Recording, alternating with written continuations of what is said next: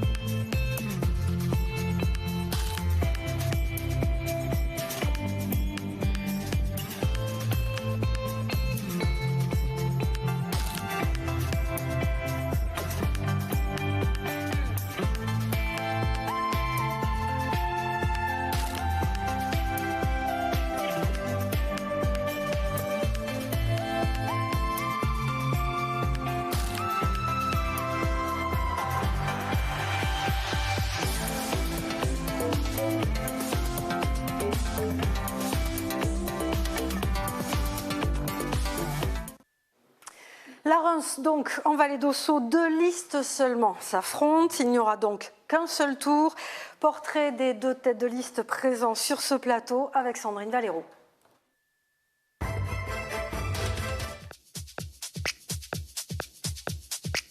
Jean Lagate, liste La Reims 2020, ensemble pour un nouvel élan, sans étiquette. Ancien conseiller municipal, ancien adjoint au maire de 2004 à 2008.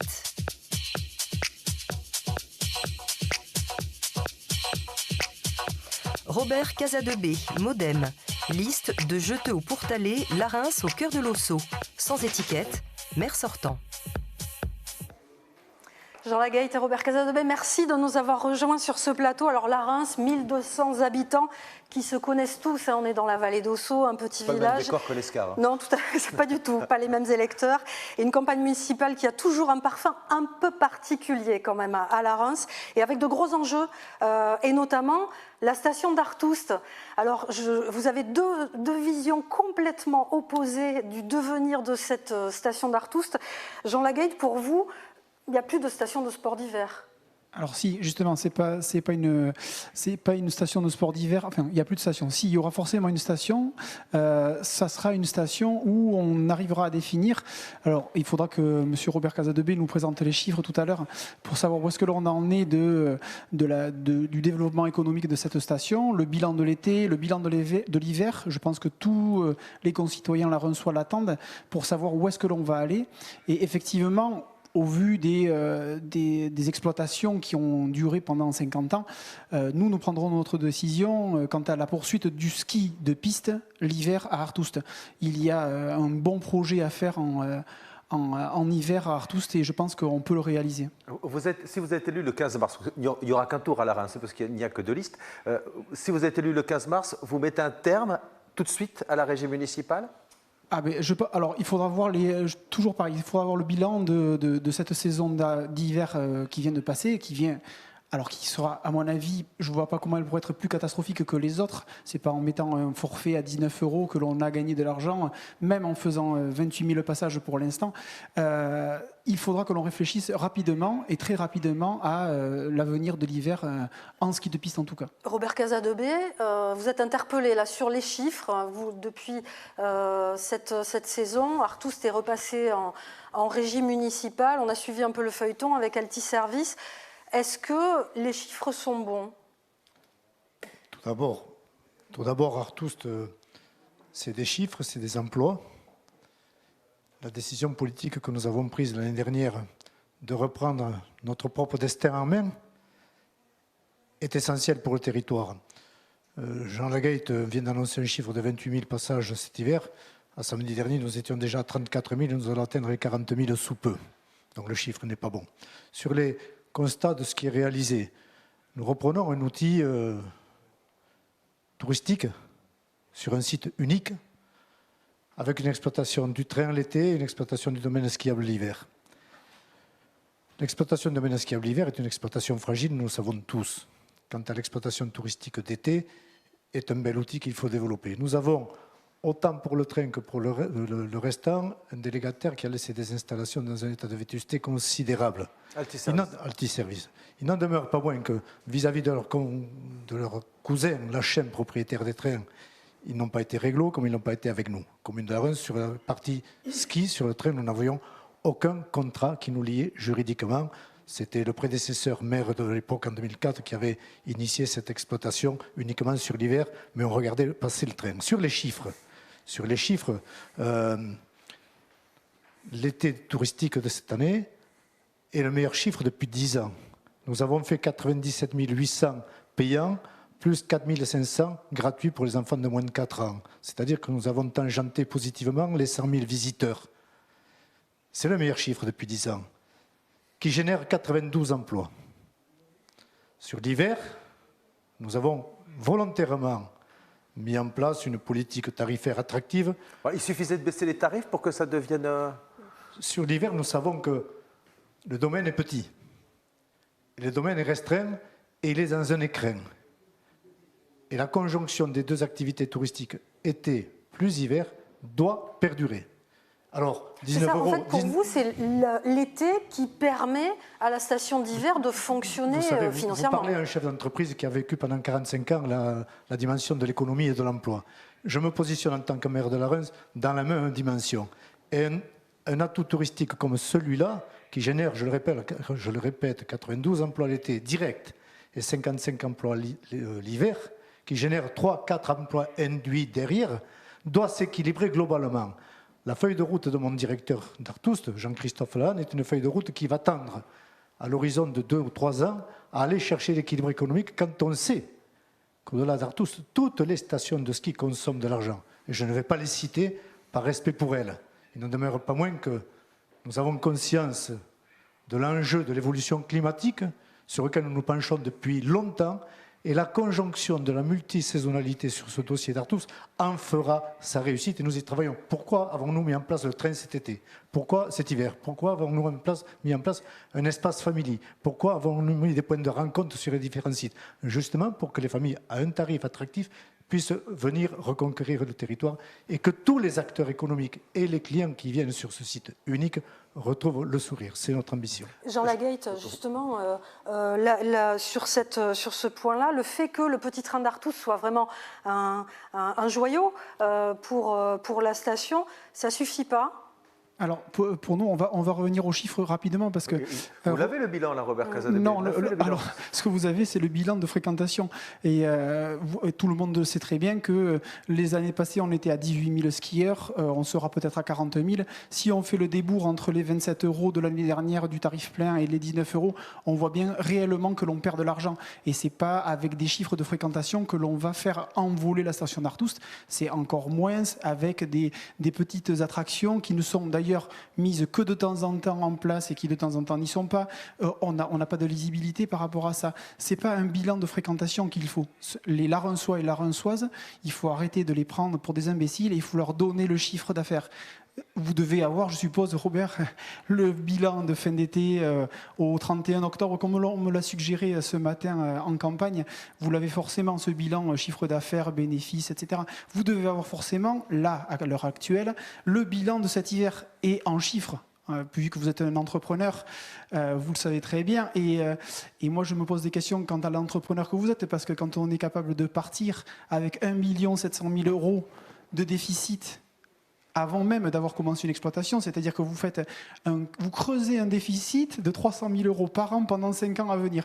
Donc vous allez m'expliquer en tant que chef d'entreprise comment vous faites pour résorber ce déficit-là. Robert Casadebel, là, vous êtes clairement mis en cause. Oui, mais je vois que l'enseignant essaie d'aligner les chiffres à un chef d'entreprise. Je peux répondre sur beaucoup de choses sur ce point-là. La première chose sur les 1 700 000 € dont parle Jean Lagate, c'est la procédure de sortie d'Altiservice à hauteur de 1,5 million d'euros au lieu des 13 millions annoncés qui auraient fait 20 millions dans quelques années et un outil qui aurait fermé, c'est-à-dire un haut de territoire qui serait devenu moribond. Et devenant moribond derrière, c'est toute la structure humaine, économique, sociétale qui aurait dégringolé. On aurait mis un voile noir à la sortie du tunnel des eaux chaudes, on n'aurait pas fait mieux en poursuivant cette chose-là, autant pour l'été que pour l'hiver. Alors, 1 500 000 € de procédure de sortie payé en 2 échéances, 2019 et 2020, je l'assume complètement pour les raisons que je viens de dire, parce que, oui, l'été est un outil qui va être très positif, à hauteur de 100 000 personnes, on dégage du résultat. Si on arrive à générer 40 000 personnes et 700 000 euros de chiffre d'affaires l'hiver, dans une perspective de 2 ou 3 ans, je chercherai l'équilibre économique pour pouvoir faire des investissements judicieux dans l'évolution du devenir d'Artus. Et ce que je veux dire par là, c'est que le ski consomme, le ski coûte partout. Et donc, que faisons-nous?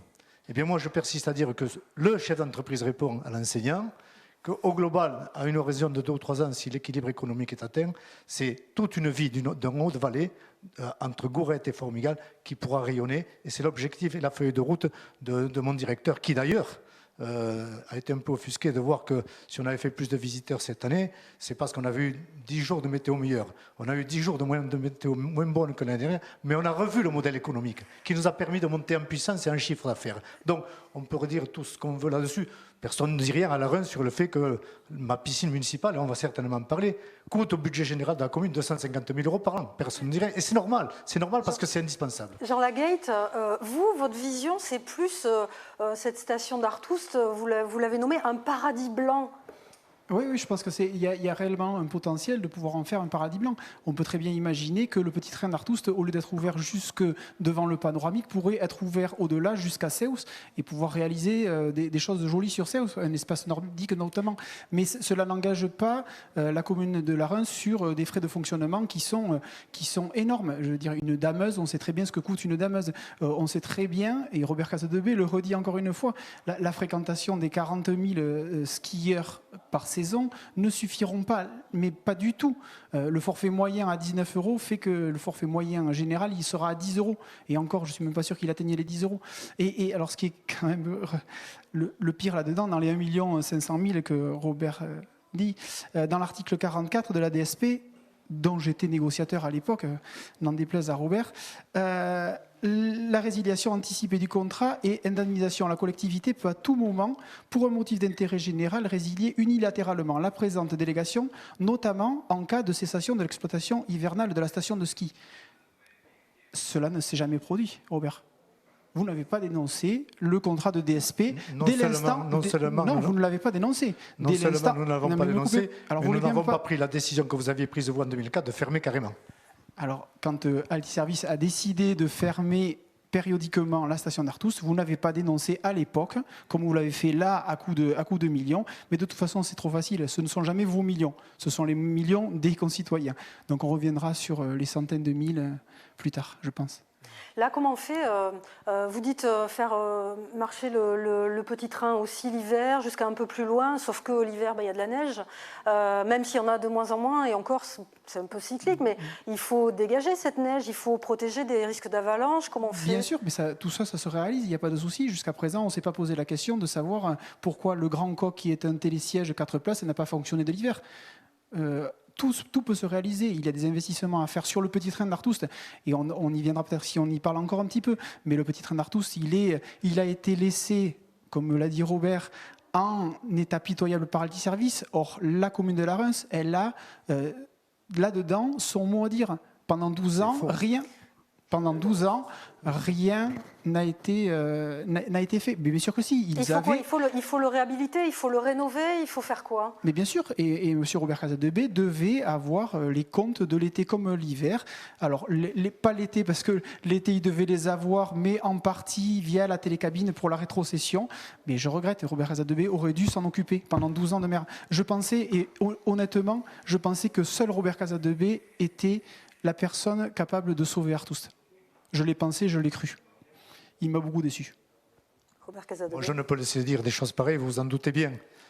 Alors, centraliser le débat sur ma personne, Dieu sait si j'en suis peut-être flatté, mais je représente une équipe des concitoyennes, on veut détrôner Casadebé. Rendons-nous compte vis-à-vis de mes concitoyennes et mes concitoyennes ce que peut être ce personnage. C'est inadmissible. Moi qui suis un homme un fédérateur dans l'âme depuis toute ma vie, que ce soit dans le monde professionnel, dans le monde du rugby, dans le monde politique. Ce qui vient d'être dit là, si on veut faire ouvrir le train jusqu'à Seuss, effectivement, il y a des galeries par avalanche à faire. Ce sera des frais importants. Comment seront-ils financés? Je l'ignore. Sur le train, je regrette.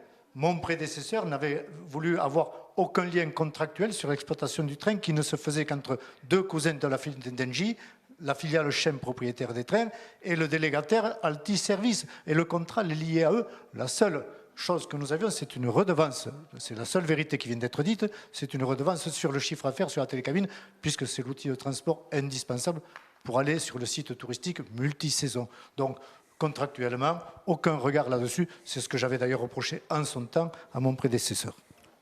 Jean Lagate, oui, effectivement, c'était une délégation de service public, vous l'avez dit. Est-ce que le maire avait à y voir quelque chose dans la gestion et d'Artoust et du petit train ? Alors, dans la gestion du petit train à proprement parler, non, on est bien d'accord. Mis à part qu'il oublie quand même que la télécabine fait partie complète de la délégation de service public et il avait un droit de regard exactement dans la délégation de service public, puisqu'une partie, c'est-à-dire 22% du ticket moyen de la promenade, on va dire entre guillemets, du petit train d'Artoust, était à la charge et devait être visionné et revu par la mandature du maire sortant qu'il est. Donc c'est faux de dire que nous avons... Enfin, alors, on peut toujours faire de la politique politicienne et de revenir 12 ans en arrière. Le constat, il est là, c'est que vous avez 1,7 million à débourser, que vous êtes peut-être à moins 300, moins 400 000, on ne le sait pas sur l'hiver, et qu'il va bien falloir le dire aux concitoyens. Et Jean Lagate, vous, dans votre projet, c'est quoi ? Ça veut dire qu'on enlève tous les télésièges, tous les téléskis qu'il y a de l'autre côté, et on fait du ski de rando ? S'il le faut, oui, je pense qu'il faut maintenant arriver à tourner cette page-là. S'il faut en arriver là, on y arrivera. Et vous oui, attendez les chiffres pour ça ? Et j'attends les chiffres, mais le problème, c'est que ça fait un moment qu'on les attend. Les deux conseillers de l'opposition qui sont dans notre liste attendent encore ces chiffres-là.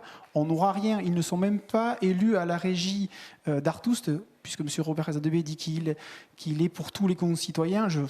J'en veux pour preuve son bulletin de campagne. C'est autour de Robert Casadebé. C'est pas nous, c'est autour de... Je dois être un gourou. Là, pour rester sur Artoust, qu'est-ce que vous dites aux 55 saisonniers, aux 55 personnes qui travaillent l'hiver à Artoust ? Que le modèle économique, il va falloir le revoir. Et que la commune de la Reims, elle seule, n'a pas les reins suffisants pour supporter cet engagement économique. La CCVO pourrait peut-être l'avoir, le département sûrement. On est voisins de la Haute-Garonne. En Haute-Garonne, ils ont réalisé un consortium où le département a investi et va investir 25 millions d'euros. Le département ne veut plus d'Artoust. Ah oui, mais ça, c'est... écoutez, moi, je ne suis pas pour l'instant au département. Je pourrais reprendre la parole si vous me le Oui, tout à fait, oui. Alors, j'entends ce que dit Jean, je respecte ses propos, je ne les partage pas du tout. Hier, j'étais à la Confédération pyrénéenne de tourisme à Toulouse. Vous voyez, j'étais le seul du 64 d'ailleurs, ceci dit en passant, pour parler justement de l'avenir de la destination Pyrénées globalement sur sa multisaisonnalité. Donc je suis très présent sur toutes ces instances-là, et pas plus tard que ce midi, je pourrais manger avec le vice-président du département en charge des stations d'altitude, M. Harib, qui est en charge de l'EPSA et des stations de Gourette et de la Pierre-Saint-Martin, pour échanger justement. Le département a un plan montagne, le département a une vision sur la montagne qu'il faut repenser tous ensemble, bien évidemment. L'action politique, la décision politique qui a été la nôtre l'année dernière en reprenant en main propre notre destin, c'est de montrer la volonté que nous avons à asseoir un tissu humain, un tissu social, des emplois qui ne se délocalisent pas et qu'il faut qu'on fasse converger tous ensemble. Si on ne fait pas ça, c'est tout le haut de la vallée de Sceaux qui mourra à petit feu. C'est-à-dire que là, vous parlez d'une liaison Gourette-Artoust. C'est encore un autre sujet, bien évidemment. Nous avons mis en place, avec le président Lasserre en 2018, un comité de pilotage à mon initiative pour réfléchir à l'avenir de notre territoire, et ça va s'inscrire dans ce plan montagne-là. Nous sommes tout ouverts, bien évidemment, avec ce partenaire institutionnel qui est le département, où la région va devoir venir aussi, comme la région Occitanie le fait. Elle était encore présente hier à Toulouse à la Confédération Pyrénées Tourisme, et la région en Nouvelle-Aquitaine, Alain Grousset, a conscience de son implication dans ce dossier-là avec le département, comme la Caisse des dépôts et consignations qui est le bras armé de l'État, et comme les collectivités locales. C'est là notre ambition de territoire. C'est une autre dimension, parce que les emplois ne se délocalisent pas, c'est essentiel. Et démonter les remontées mécaniques et supprimer 55 emplois. J'ai fait une réunion samedi à Artoust où tous les commerçants ont le sourire, tout le monde a la banane, tout le monde sourit, parce qu'il y a un nouvel élan qui est pris, et c'est ce qui compte. Mais pourquoi ne l'avez-vous pas fait pendant 12 ans? Pourquoi n'avez-vous pas dénoncé cette délégation de service public qui était si moribonde, si mauvaise à l'issue de votre première élection, premier mandat? Pourquoi n'avez-vous pas fait et cause avec M. Lasserre pendant 12 ans? Qu'avez-vous fait pendant 12 ans? Ce que nous avons fait pendant 12 ans, c'est maintenir un site, maintenir une activité, certes, qui pose question tant sur l'été, et je regrette qu'entre deux cousins, ils ne se respectent pas. Le petit service n'a pas respecté son cousin chien, c'est dommageable, mais nous avons continué tout le temps les échanges avec le département, et nous les continuerons toujours pour développer ces territoires, parce que la Haute-Vallée d'Ossau, qu'on soit de la Reims, des Aubonnes, de Gourette, d'Artous, avec l'Espagne en face, doit rayonner, doit briller pour l'ensemble du territoire valléen, pour l'image du Béarn et des Pyrénées-Atlantiques et de la région Nouvelle-Aquitaine. On le voit, c'est un sujet qui divise, deux visions totalement différentes.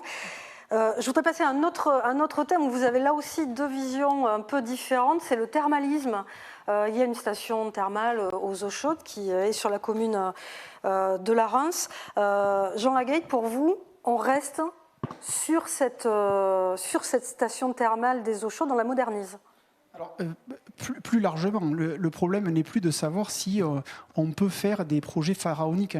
On n'est plus de savoir si on est capable de faire un grand centre thermoludique à la Reims. On est sur le fait d'avoir une commune qui est passée d'une comment ça s'appelle d'un remboursement par tête de 300 € par an à 600 € par an sur les deux mandats. On n'a plus d'argent pour investir. Donc nous, ce que l'on pense, c'est que ça peut être ambitieux d'avoir les thermes aux eaux chaudes, effectivement, faire une rénovation. Alors effectivement, avec 1 700 000 €, on aurait pu faire une belle rénovation des thermes et on aurait pu faire de l'emploi toute l'année. Donc ça, on ne le dit pas non plus. Et nous, on pense que si on crée 2 bassins côté sud, au terme, en plein cœur de la montagne, on n'a pas besoin de créer quelque chose qui soit un projet gigantesque. Vous avez parlé de la capacité d'investissement de la commune, c'est-à-dire qu'elles sont limitées selon vous. Vous promettez quoi, la rigueur? Alors, c'est pas la rigueur, c'est déjà arriver à vivre avec ce que l'on aura à rembourser. Alors, on va peut-être parler des problématiques du climat qui se sont abattues le 12 et 13 décembre à la Reims, qui ont causé bien des dégâts et qui ont fait que les comptes de la mairie vont être impactés. Mais alors je reviens toujours à ces 1,7 million, mais c'est 300 000 € par an. 300 000 €, 1,7 million, ça envisage. On peut en gros tabler sur 60% de subvention. Ça faisait quand même 5 millions d'euros d'investissement. Robert Casadebé, vous avez un projet qui est d'un centre aqualudique en lieu et place de l'actuelle piscine de la Reims, c'est ça? Alors, est-ce que vous voulez qu'on parle finance avec ce projet ou on parle que du projet? On peut parler des deux. Non, oui, parce que j'espère que vous avez quand même étudié le business plan de votre thermalisme tout est lié. À la Reims. Tout est lié. Alors je vais rester sur le projet que nous portons effectivement avec la commune des Aubonnes. Et je suis heureux de saluer d'ailleurs l'action du maire des Aubonnes avec son conseil municipal, avec qui nous convergeons depuis 2 ans pour réfléchir à un projet de territoire entre Aubonne, Eau Chaude et la Reims. Nous avons 2 outils thermaux, un aux Aubonnes, un aux Eaux Chaudes, et nous avons une piscine à la Reims.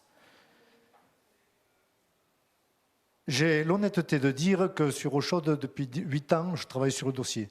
J'ai l'honnêteté de dire, ce que j'ai dit d'ailleurs au président de la communauté de communes sur nos maisons de retraite, d'avoir fait 2 études que j'ai mis à la poubelle, qui ont coûté de l'argent, je l'assume complètement, parce que les 2 dossiers n'étaient pas bons. Donc j'ai ce courage-là de dire à un moment donné stop. Et puis on a convergé les 2 maires de ce haut de territoire touristiquement importante. Et bien évidemment, on s'est dit, arrêtons de rester dos à dos, partageons nos intérêts communs. C'est l'étude d'opportunité que nous avons lancée par l'intermédiaire de nos 2 offices de tourisme, une étude d'opportunité qui vient d'être lancée, qui s'intitule ainsi « Étude d'opportunité sur le projet de réorganisation de l'offre thermale en Vallée d'Ossau », avec un cahier des charges, et nous attendons des offres de 6 cabinets d'études qui vont nous dire quelles seront les bonnes orientations. Mais est-ce que la Reims a les moyens de cette ambition? Je reviens là-dessus. Cette orientation thermale, thermoludique, et pour en revenir au projet ludique de la Reims, bien évidemment que nos 2 collectivités seules ne peuvent pas porter tout ça. Nous sommes en contact avec des investisseurs privés, acteurs professionnels de ces métiers-là, qui sont intéressés par ça.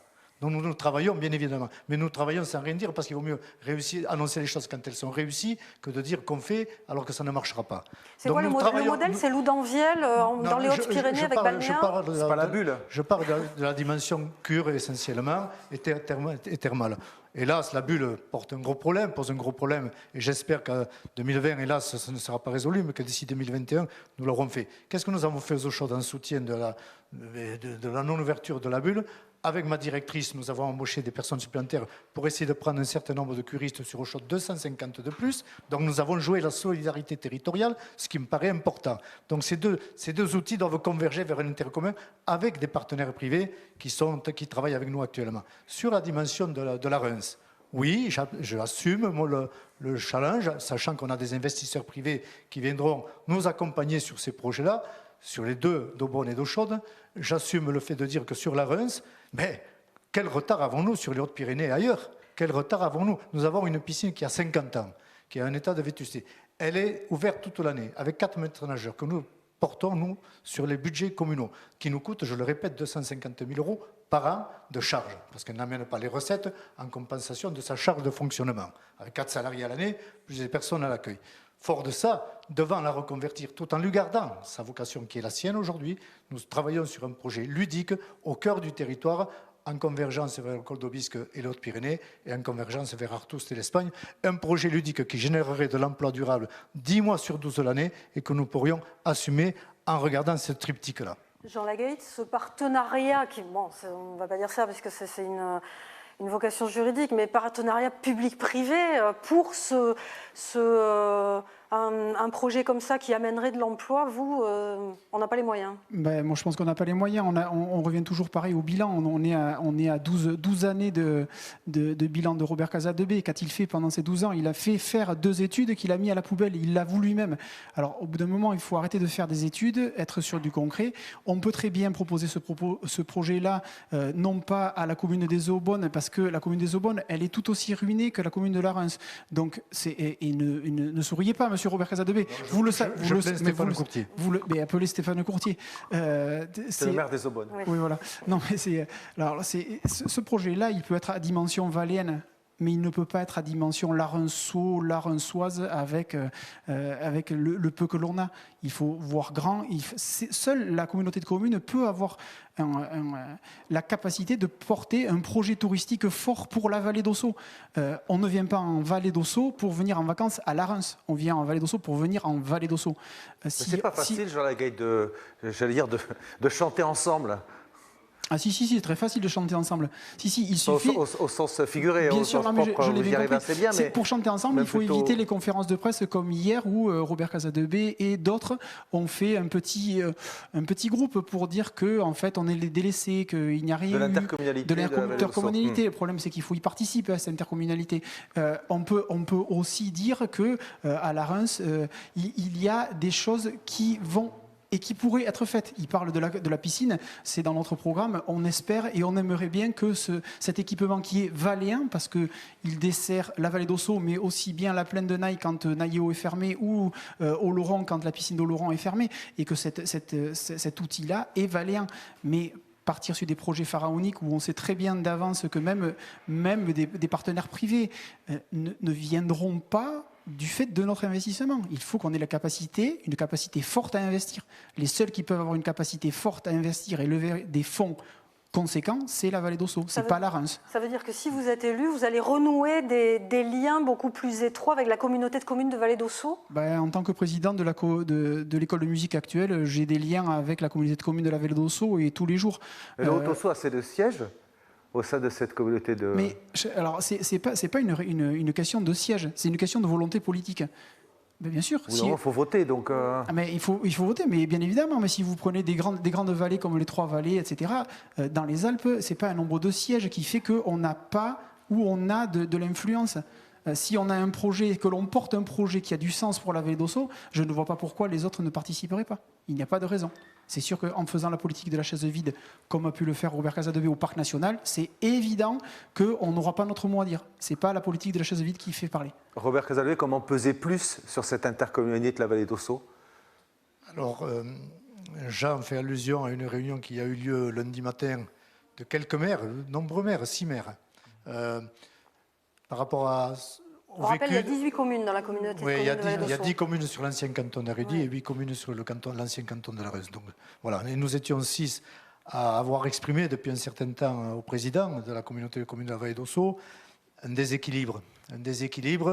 Et ce vécu est vu en fin de mandat comme vécu de manière douloureuse. C'est pour ça que ce maire, et pas que le maire de Reims, qui d'ailleurs, je restais un peu en retrait, parce que j'aime beaucoup que d'autres maires s'expriment aussi, parce qu'on polarise trop autour de la Reims et de ma personne. Donc d'autres maires se sont exprimés sur ce ressenti.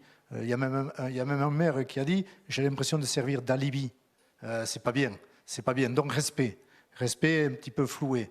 Respect, pourquoi floué? Parce que l'équité territoriale de ces deux bassins de vie, il y a un bassin de vie sur l'ancien canton de la Reims et il y a un bassin de vie sur l'ancien canton de la Reims, d'Arudy, et on va le voir avec les futures maisons France Service, où sur la Reims il y aura une maison France Service parce que c'est un bassin de vie et il y aura une antenne sur Arudy, parce que c'est nécessaire d'équilibrer les territoires. Sur les pôles santé, c'est de la même manière. Alors, ce déséquilibre constaté fut le fruit d'une machinerie politicienne mise en place dès le départ en 2014.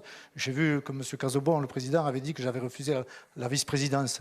Je rappelle qu'en 2014, où tout était un petit peu arrangé, je dirais, eh bien, la première vice-présidence sur l'économie, j'ai levé la main comme j'étais vice-président d'économie sortant, premier vice-président sortant de la mandature précédente.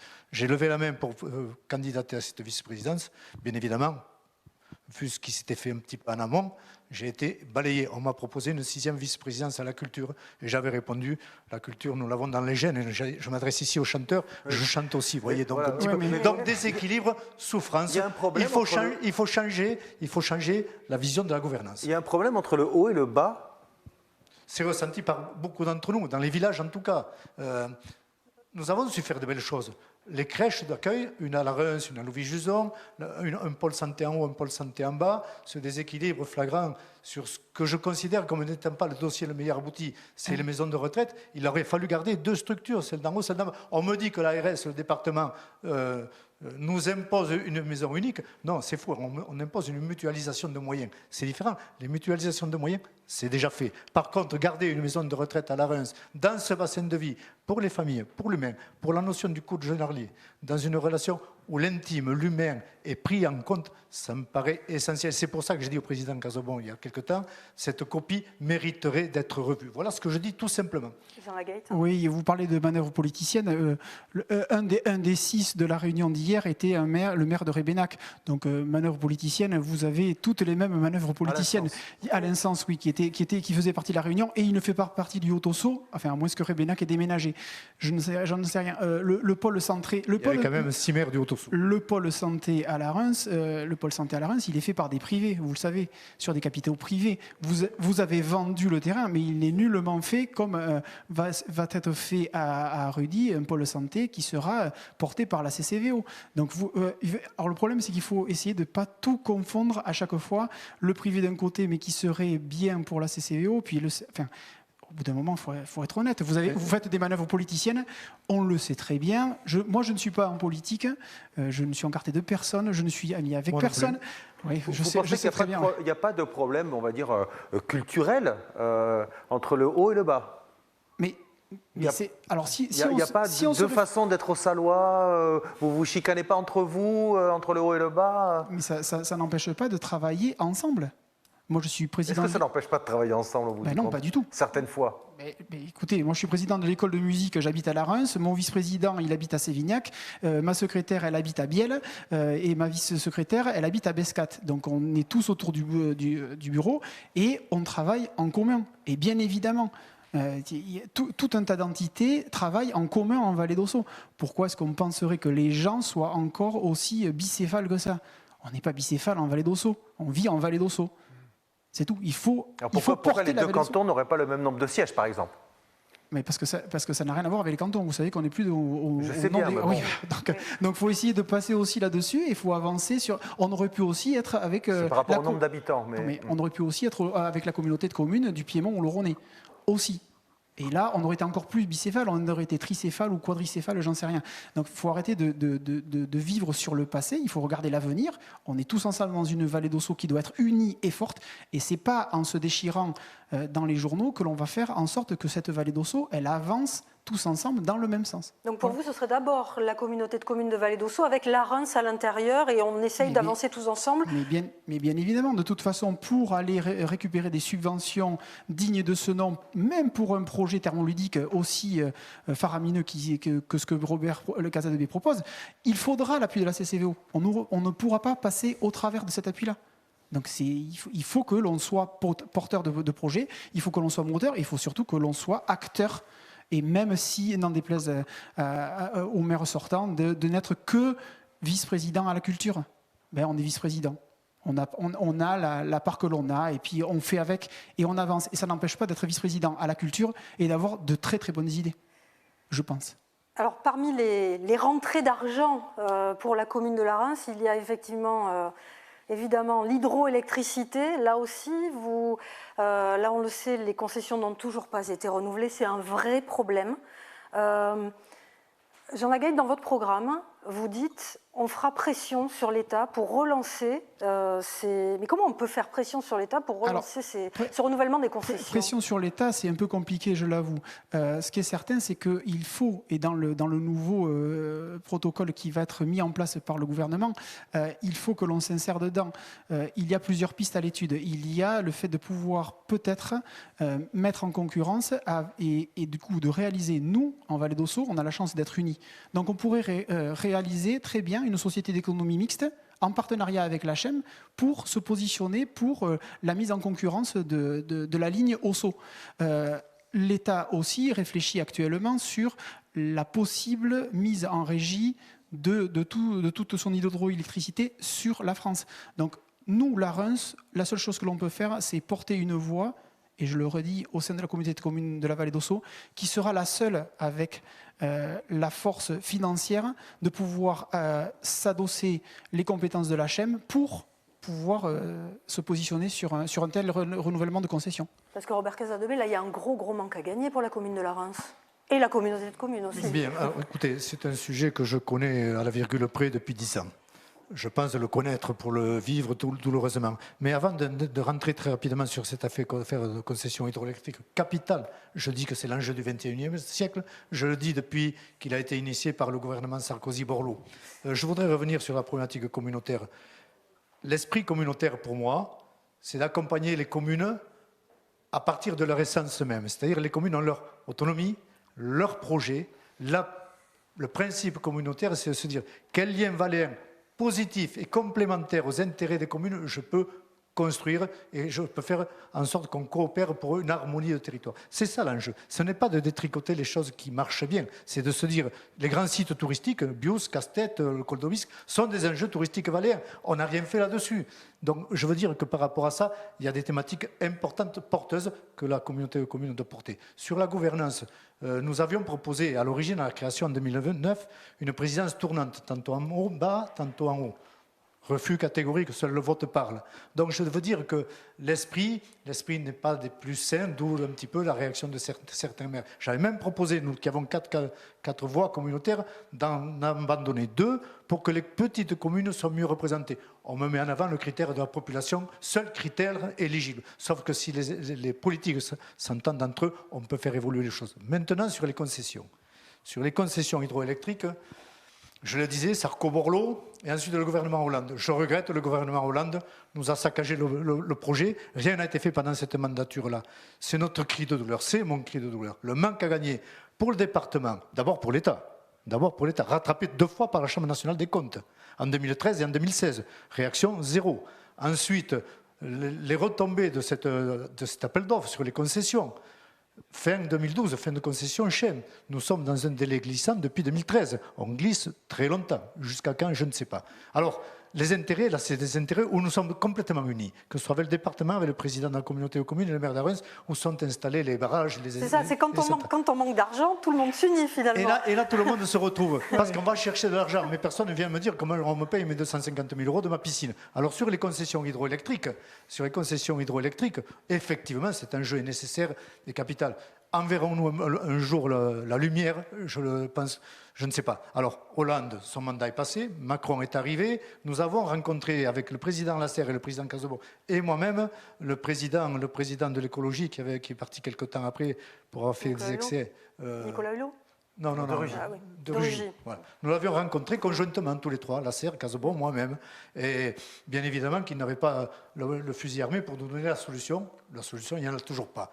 Alors, aujourd'hui, il se passe quoi? Il se passe que ces redevances importantes, au-delà du fait que la chaîne souffre douloureusement de son devenir. Elle ne sait pas à quelle sauce elle va être mangée. Oui, mais là, pour la commune de la Reims, c'est un manque à gagner de combien là? Et le manque à gagner pour le département, la communauté de communes, alors c'est évolutif en fonction des chiffres d'affaires réalisés parce que c'est une redevance sur le chiffre d'affaires. Ce n'est pas de la fiscalité classique, c'est de la redevance sur le chiffre d'affaires qui était entre 20 et 30% du chiffre d'affaires. Pour une commune comme la Reims, et donc autant pour l'Interco et les deux additionnés faisant la redevance au département, à un moment donné, c'était 800 000 à 1 million d'euros par année.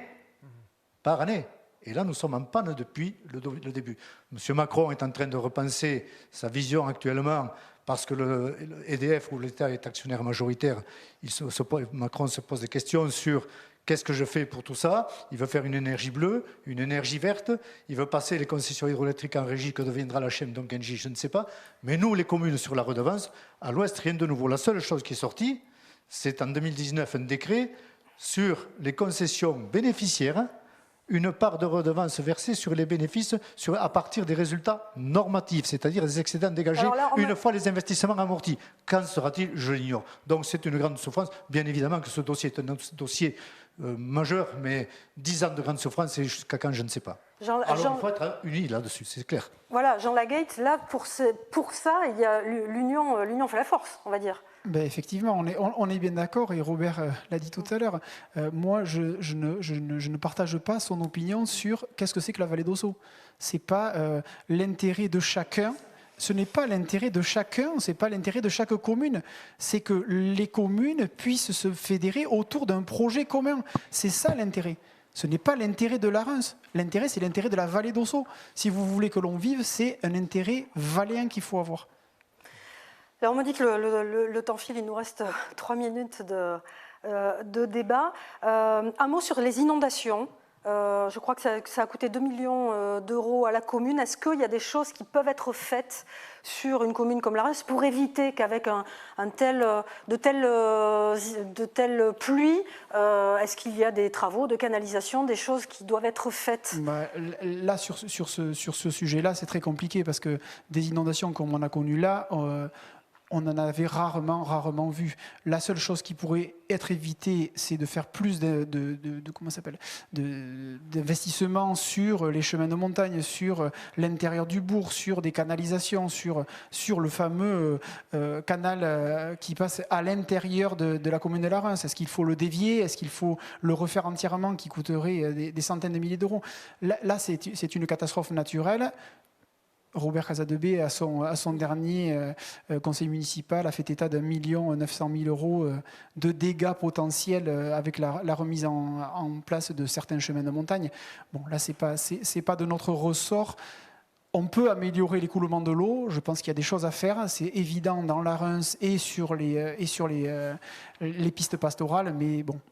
Quand le temps s'y met, actuellement, on est dans la même configuration. Il y a de la neige, il pleut beaucoup. Toutes les sources au-dessus de la Reims sont toutes reparties. Ça recoule énormément dans les endroits qui ont été dégagés cet hiver. Donc voilà. Là, en conclusion, Jean Lagate, pourquoi un électeur de la Reims voterait pour vous? Parce qu'on va essayer de porter un projet qui soit, alors ça va être un peu contradictoire, qui soit ambitieux mais modeste. C'est-à-dire qu'on espère s'appuyer sur les forces de notre village et sans faire croire aux gens que l'on fera monts et merveilles. On va essayer d'avoir les reins solides pour redresser déjà la situation financière de la commune, qui sera des plus catastrophiques, je pense, après le 15 mars, quand on aura le bilan d'Artoust de l'hiver. Bon, on verra. Voilà. Robert Casadebé, très très vite, parce que vous êtes très en avance dans les temps de parole. Pourquoi est-ce qu'on vous reconduirait à la mairie? Nous avons un bilan qui parle de lui-même.